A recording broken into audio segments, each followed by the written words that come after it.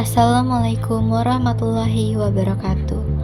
Halo semuanya, perkenalkan nama saya Alia Putri Sugito, absen 4 dari kelas 89.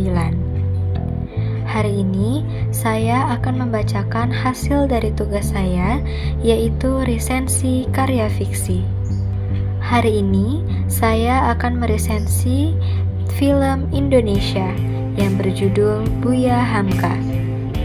Film ini rilis pada 19 April 2023. Film Buya Hamka diproduksi atau diterbitkan oleh Falcon Pictures Starvision dan Majelis Ulama Indonesia. Durasi dari film ini yaitu 1 jam 46 menit. Penulis naskah film Buya Hamka yaitu Alim Sudio dan Cassandra Masardi. Sutradara dari film Buya Hamka yaitu Fajar Bustomi. Produser dari film ini yaitu Frederica dan Chan Parwes Servia. Pemeran dari film Buya Hamka yaitu Laudia Cynthia Bella, Vino G. Bastian, Mawar Dejong, Doni Kesuma, Doni Damara, Baby Sabina, Desi Ratnasari, Yoriko Angelin, Raibong, Ferry Salim, Hanja Sera, Teguh Rifnu Wikana, Martino Lio, Ayudia Bing Slamet, Matias Mucus, Ajil Dito, Ben Laksmi, Wafda Kesyafani, Novita Hardini, Syukinkah, Ayu Saitan, Cok Simbara, Zayan Saka, Ferdi Sulaiman, Bima Ariel, Priti Moti, Carmela van der Kroek, Roy Sungkono, Yoga Pratama, Melia Baskarani, Richard O, Ade Firman Hakim, Izari Hanza, Rashid Al-Bukhari. Selanjutnya saya akan membacakan alur cerita dari film Buya Hamka.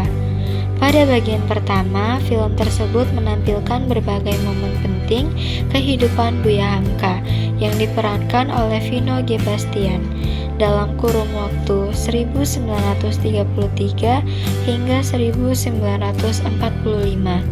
Kala itu, Buya Hamka dipercayai sebagai ketua pengurus Muhammadiyah di Makassar. Peran dan gayanya dalam memimpin berhasil memberikan berbagai kemajuan bagi organisasi hingga namanya begitu harum. Ia juga aktif menulis berbagai karya roman, satu genre yang ditekuninya kala itu. Beberapa cerita roman yang dikerjakan oleh Hamka seperti Di Bawah Lindungan Ka'bah hingga Tenggelamnya Kapal Van der Wijk. Kehidupan Buya Hamka semasa itu juga dipenuhi oleh rasa syukur karena sudah berkeluarga. Istrinya Siti Raham atau Laudia Cynthia Bella menjadi sosok krusial di balik berbagai keputusan penting Buya Hamka sepanjang hidupnya. Salah satunya ketika Buya Hamka ditawari pekerjaan sebagai pemimpin redaksi majalah Panji Masyarakat di Medan.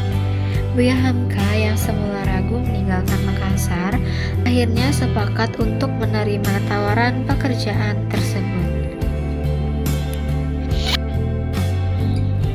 Keputusan tersebut juga membuat Buya Hamka harus terpisah dengan Siti dan anak-anak mereka yang menetap di Padang Panjang.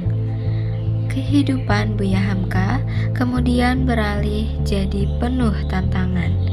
Ia memimpin majalah progresif yang terus menyuarakan kehendak rakyat di tengah jajahan Belanda. Ia juga merilis deretan edisi roman Tenggelamnya Kapal Van der Wijk melalui majalah tersebut yang ternyata berhasil memikat pembaca. Namun, Buya Hamka juga menghadapi ujian berat karena harus meninggalkan keluarga sebagai seorang ayah. Ia juga melewatkan banyak momen penting dalam keluarga yang dia pimpin. Berbagai peristiwa itu berlanjut hingga Buya Hamka mulai terlibat dalam perjuangan Indonesia sampai akhirnya merdeka pada 17 Agustus 1945. Selanjutnya ada penilaian. Penilaian untuk film Buya Hamka, menurut saya, kelebihan pada film ini yaitu pertama, pada acting dan chemistry.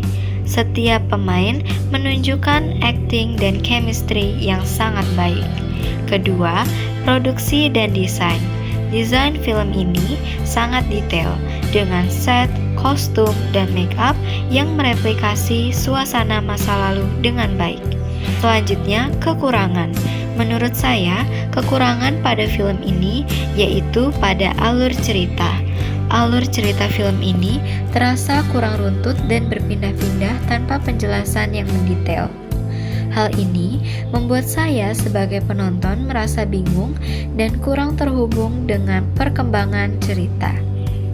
Selanjutnya ada kesimpulan. Menurut saya, film ini cukup bagus dan direkomendasikan. Sangat cocok untuk semua usia, terlebihnya kepada penonton yang menyukai cerita tentang sejarah Indonesia. Sekian dari saya, tugas resensi karya fiksi. Terima kasih. Wassalamualaikum warahmatullahi wabarakatuh.